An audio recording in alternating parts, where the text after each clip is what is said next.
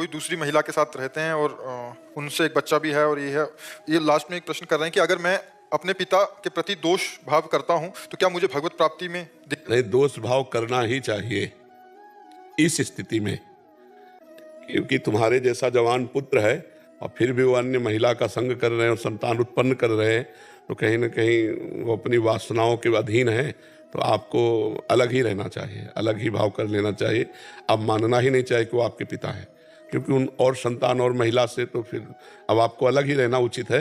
अगर आप उनका संपर्क करेंगे तो आपके जीवन की हानि हो सकती है या उनके जीवन की हानि हो सकती है। कभी आपको गुस्सा लगा, वो प्रतिकूल हुए तो आप नाराज होकर कुछ न कर बैठे, और कहीं आप बाधा पड़ेंगे तो कहीं वो कुछ कर ना बैठे। इसलिए हमें लगता है दोनों अलग रहो तो अच्छा है। उनको अपने मार्ग में चलने दो, जहाँ वो जा रहे हैं तुम अच्छे मार्ग में चलो। जी आजकल ये बहुत प्रश्न आ रहे हैं, कल भी एक प्रश्न था हम पढ़ नहीं पाए थे। देखो अभी तो कोई बात ही नहीं, अभी तो 5000 वर्ष कलयुग के हुए, थोड़ा और कलयुग बढ़ने दो। भाव भ्रष्ट आचारा सब संसारा, धर्म सुने नहीं काना। महाराज जी कल के उसमें था कि मेरे पिताजी मेरी उम्र की लड़की को घर ले आए। हाँ, तो ऐसा यहाँ जहाँ बच्ची बैठी, यहाँ एक दिन एक लड़की नहीं बैठी थी कि मेरे साथ बचपन से ऐसा मेरे घर वाले कर। हाँ, 2-3 दिन पहले, और बहुत डिप्रेशन में थी।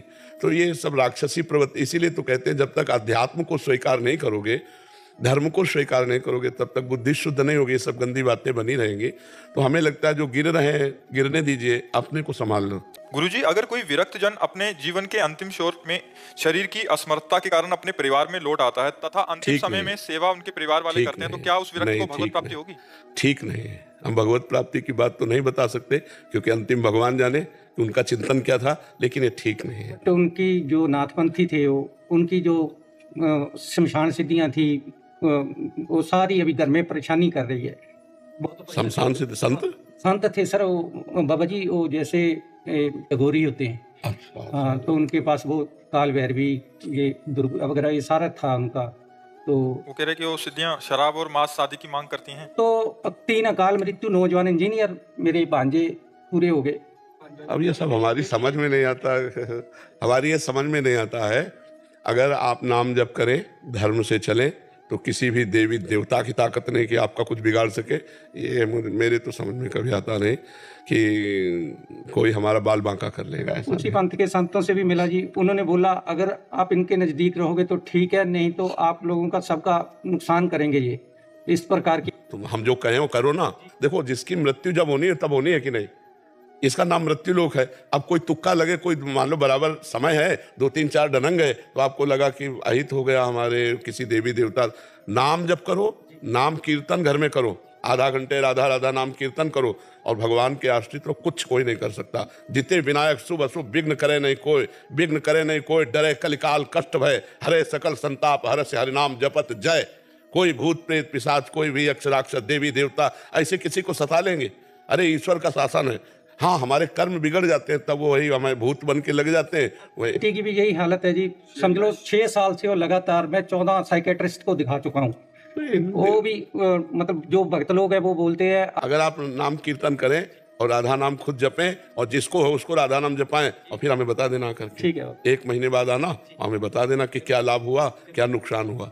ठीक है, वृंदावन से यमुना जल लेते जाना, अपने घर में छिड़क लेना, और रोज अब आधा घंटा कीर्तन करना, राधा राधा राधा, और नाम जप करना, फिर बताना आके। ठीक है। गगन शर्मा जी, राधे राधे। राधे राधे महाराज जी। महाराज जी, मुझे ऐसा क्यों लगता है कि गुरुजी मैं धरती पर कुछ विशेष उद्देश्य से आया हूँ, वो उद्देश्य कैसे पता करूं? उसे सब मनुष्य विशेष उद्देश्य के लिए आए हैं। बड़े भाग मानुष तन पावा, सुर दुर्लभ सदग्रंथन गावा, साधन धाम मोक्ष कर द्वारा, पाई न जे परलोक संभारा, सो परत्र दुख पावई, सिर धुनि धुनि पछताए, काल ही कर्मे ईश्वर ही मिथ्या दोष लगाए। बोले बड़े भाग से मनुष्य शरीर मिला, ये देवताओं के लिए भी दुर्लभ है।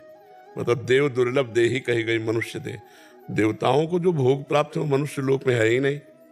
वहाँ जब कोई देवता चलता है तो सुगंध का वातावरण हो जाता है, यहाँ पसीने की दुर्गंध, किस तरह की दुर्गंध। फिर भी देव दुर्लभ कहा गया मनुष्य शरीर। क्यों? क्योंकि देवता भजन नहीं कर सकते, वो भोग तो भोग सकते हैं लेकिन तपस्या नहीं कर सकते, भजन करके भगवान को नहीं प्राप्त कर सकते।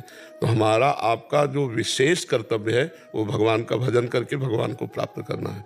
ये लौकिक उन्नति कितनी भी बड़ी प्राप्त हो जाए, अगर परमार्थ नहीं बना तो मरने के बाद फिर सब विद्या भूल गए, फिर पता नहीं किस योनि में जन्म होगा, अगर मनुष्य ही जन्मे तो फिर ककारा पढ़ाई शुरू होगी, फिर एक एक रुपया कमाओ, फिर मर जाओ, फिर यही शुरू करो। तो मनुष्य जन्म का विशेष कर्तव्य भगवत प्राप्ति। समझ पा रहे? अगर भगवत प्राप्ति नहीं तो जीवन बेकार है, फिर उसका कोई महत्व नहीं। महाराज जी, मैं और मेरा पूरा परिवार आपका सत्संग सुनता है और आपके बताए गए मार्ग पर चलने की कोशिश कर रहा है। महाराज जी, मेरा एक प्रश्न है कि भक्ति करके भगवत प्राप्ति के लिए वेश धारण करना आवश्यक है? नहीं नहीं, बिल्कुल नहीं। वेश से इसका कोई ताल्लुक नहीं है। हाँ, अगर अपने हृदय में ये इच्छा जागृत है कि अब मैं गृहस्थ धर्म का त्याग करके विरक्त मार्ग लेता हूं, तो बना ही इसीलिए है। लेकिन ये कोई आवश्यक नहीं है। गृहस्थ में रहते हुए भी एक संत को जो भगवत प्राप्ति होगी वही आपको होगी, यदि आप ऐसे आचरणों से चलें तो। अपनी पत्नी से ही काम का संबंध, अपनी मेहनत की कमाई हुई संपत्ति से परिवार का पोषण और खूब नाम जप, निश्चित भगवत प्राप्ति हो जाएगी। भगवान की कथा सुने, सत्संग सुने, नाम जप करे, परोपकार करे, भगवत प्राप्ति हो जाएगी। अब संत बन गया और रुपया पैसा के पीछे घूम रहा है, इधर उधर उद्दंडता कर रहा है, तो उसको भगवत प्राप्ति थोड़ी हो जाएगी। जो भगवत वेश धारण कर ले और भगवान का भजन न करे तो फिर नरक जाना पड़ेगा। गृहस्थी के वेश में भगवान का भजन कर रहा है तो भगवान को प्राप्त होगा। समझ पाए आप? महाराज जी, वेश से क्या भाव भी सुदृढ़ होता है? हाँ, भाव सुदृढ़ होता है उन लोगों का जो सच्चे ईमानदार हैं। सच्ची ईमानदारी तो वेश हर समय वैराग्य का प्रतीक है। वेश भगवान की प्राप्ति में सहायक भी है, पर वेश का दुरुपयोग ना हो जाए तो। वेश प्रणाम नमस्कार भी करवाने में, ऐसे आपको कौन जानता भगत हो, कौन प्रणाम करेगा? और अभी आप लाल पीला वेश धारण कर लो तो संत भगवान। वेश स्वाभाविक ही आ जाता है, जो इस मार्ग में चलते हैं स्वाभाविक ये वेश आ जाता है। उसकी इच्छा करनी पड़ती है, फिर उसका मार्ग अलग है। हमें तो वेश की उद्देश्य की मानता समझते हैं। अगर उद्देश्य ठीक है तो सब ठीक है, उद्देश्य ठीक नहीं तो बहुत कूड़ा करकट है। भेष रख के पाखंड करना इधर उधर सब ठीक नहीं है, दूसरे का खाना भी ठीक नहीं। भेष तो तब सार्थक है जब भगवान के लिए प्राण समर्पित कर दिए, विरक्त हो गए। कभी ऐसे नहीं किया और निरंतर भजन करेंगे, किसी से कोई संबंध नहीं, किसी से कोई मतलब नहीं, तो धन्य है फिर वेश धारण करना। और प्रपंच करे तो फिर ठीक नहीं है, क्योंकि प्रणाम नमस्कार पूजा पाठ दक्षिणा भेंट और भजन है नहीं, तो भेष के बल से मिलेगा, नरक जाओगे। और अगर खूब भजन कर रहे हो, छुप के भजन कर रहे हो, मेहनत कर रहे हो, परिवार का पोषण कर रहे हो, या अपने घर में रह के, पक्का भगवान की प्राप्ति हो जाएगी। वेश धन्य है, धन्य है वेशधारी जो भगवान का भजन करते हुए विरक्त भाव से चल रहे हैं, किसी से कोई मतलब नहीं, एकमात्र भगवान से, वो धन्य है। और जो भेष धर के प्रपंच पाखंड दम्भ कर रहे हैं वो नरक जाएंगे, पक्का समझ ले। भेष उनको नहीं बचा पाएगा। महाराज जी, जो अच्छे से चल रहे हैं और साधक हैं, क्योंकि इस वेश का आदर होता है समाज में, तो उनको जो नमस्कार प्रणाम होता है तो उस समय वो अंदर भावना क्या कर? इष्ट को जा रहा है, मेरे गुरुदेव को जा रहा है, क्योंकि भेष गुरुदेव के द्वारा दिया हुआ है, इष्ट के द्वारा दिया हुआ है, ये उनके लिए हो रहा, मेरे लिए तो नहीं। हानि नहीं होगी? नहीं, बिल्कुल परमार्थिक हानि नहीं, परमार्थिक हानि नहीं। महाराज जी, श्रीजी और भगवत प्राप्ति कैसे हो सकती? नाम जप, हर श्वास में नाम जप करो, एक भी श्वास खाली रहे। जैसे संसारिक आदमी के मन में ये छल रहता है, कभी रहता ही है मेरे मन में, और किसी की तो बात नहीं जानता हूँ, कि हमारा कुछ महात्मा साधु संत या भगवान हमारा कुछ प्रारब्ध हर ले, या ये कष्ट मिटे तो हम भजन में निरंतर लग जाए। हाँ, हर जाएगा, ये भी हट जाएगा। लग रहा महाराज जी आप जो शारीरिक कष्ट भी ले रखे हैं, ये हम जैसे नीच पुरुषों का ही है? नहीं नहीं नहीं, ये तो निजकृत कर्म भोग सुन भ्राता बकाया कहो कर पाते कहा ना होए। सब इतनी ताकत है महाराज जी, आप बताया है कि महाराज अम्बरीश जी के चरणों में, हाँ, दुर्वासा जी को, तो आपके लिए क्षणिक मात्र है ये सारी।